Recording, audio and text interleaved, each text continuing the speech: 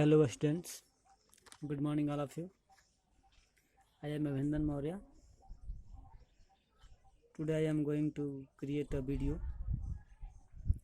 of class 7 geography lesson 1 whose name is environment. Dear students, आज हम बात करेंगे इन्वायरमेंट पे। इन्वायरमेंट क्या होता है। आपके लेसन स्टार्ट होने से पहले एक बच्चों की कन्वर्सेशन वार्तालाप दिया गया है। आप चाहें तो इसको इजीली पढ़ सकते हैं, समझ सकते हैं कि बच्चे के मन में इन्वायरमेंट के एक और अबाउट डाउट है। इन्वायरमेंट क्या होता है, ये क्या चीज़ है। तो हम आइए इस पर वीडियो करने वाले हैं, करते हैं। देखिए, after the long vacation when Ravi started going to a school again, he noticed that the only playground next to his school was dug up. People said that a dug building with many flats will be constructed there. Ravi was almost in tears when he realized that the big playground with its soft grass, marigolds and butterflies, it is gone forever. He shared his feelings with his classmates. In the assembly, the principal too sadly observed, "See how our environment is changing." That means अभी है, after vacation के बाद जब विद्यालय reopen होता है तब अपने विद्यालय में आता है और देखता है कि जो उसका प्लेग्राउंड था, जहाँ छुट्टी से पहले विभिन्न प्रकार के फ्लावर्स, ग्रास से भरा हुआ था, अब वहाँ पर एक गड्ढा खोदा जा रहा है और लोगों के द्वारा मालूम चला कि वहाँ पर अब बिल्डिंग बनाए जाएंगे, कंस्ट्रक्टेड बिल्डिंग की हो रही है और जो प्लेग्राउंड का सुंदरता है अब वो नष्ट हो जाएगा। और असेंबली में भी उनके प्रिंसिपल द्वारा बताया गया कि हमारा इन्वायरमेंट कितना तेज़ी से चेंज हो रहा है। तो जब इन्वायरमेंट का वर्ड सुना अपने प्रिंसिपल सर से, तो उसके मन में एक क्वेश्चन आया कि व्हाट इज इन्वायरमेंट, इन्वायरमेंट है क्या। टीचर ने रिप्लाई किया, whatever you see in your surrounding. Environment जो अपने आप चारों तरफ लिविंग नॉन लिविंग थिंग्स जो देखते हैं उसे ही हम इन्वायरमेंट कहते हैं, टीचर ने बताया। Ravi thought aloud.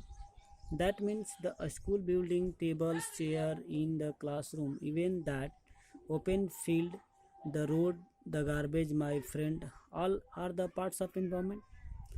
मतलब उसके मन में डाउट था कि हमारे चारों तरफ जो भी कुछ दिखता है, चाहे बिल्डिंग हो, पेड़ हो, पौधे हो, तालाब हो, झील, झरना, चेयर, टेबल, जो भी है, क्या सभी इन्वायरमेंट के पार्ट हैं।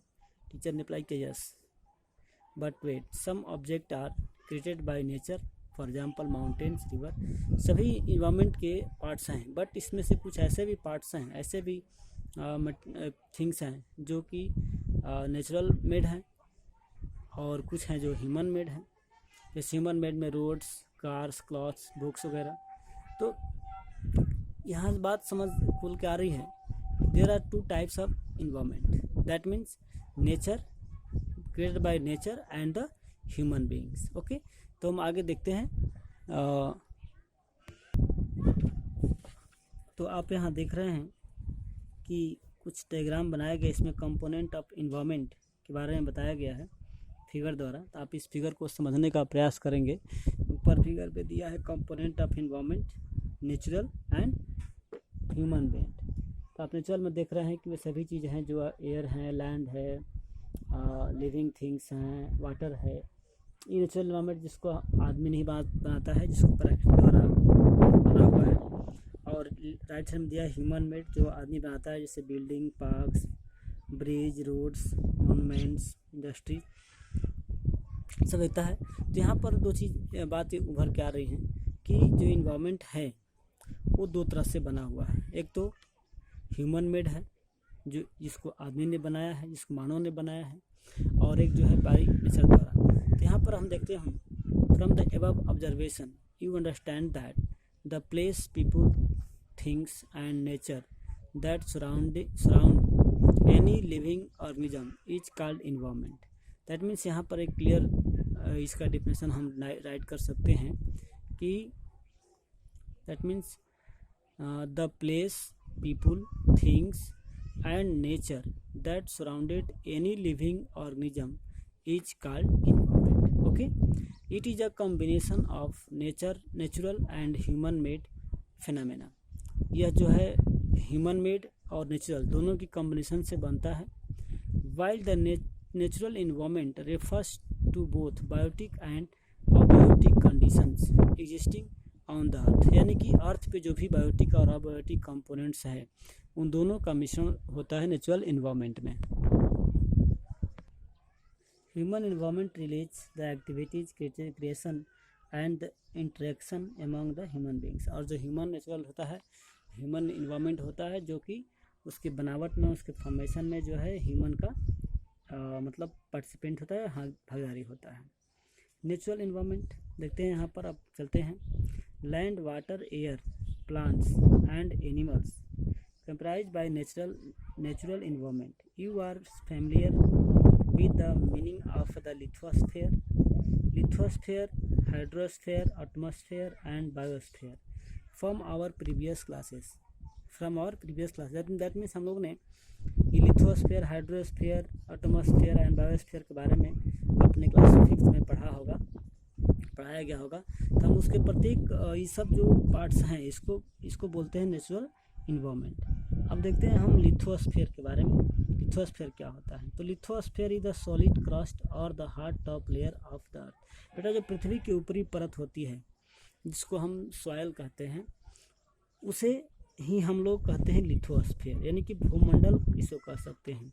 It is the irregular surface with the various landforms such as mountains, plateau, plains, valley etc।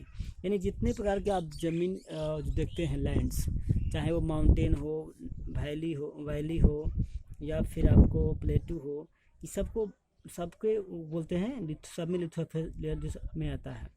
Landforms are found over the continents and also on the ocean floor, यानी कि land, जितने भी lands form देखते हैं आप, ज़मीन देखते हैं, भूभाग देखते हैं, चाहे वो समुद्र के नीचे तलछटी बोलते हैं इसको, तो वो भी क्या होता है, लिथोस्फेयर के अंडर में आता है।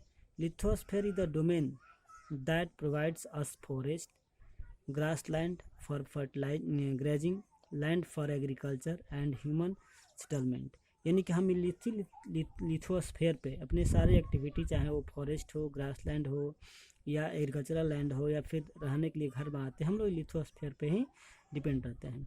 It is also source of minerals wealth. और लिथोस्फेयर में जो भी हमारे मिनरल्स हैं, चाहे गोल्ड हो, आयरन हो, कॉपर हो, जो भी है इसी लिथोस्फेयर के पार्ट्स में हम प्राप्त करते हैं।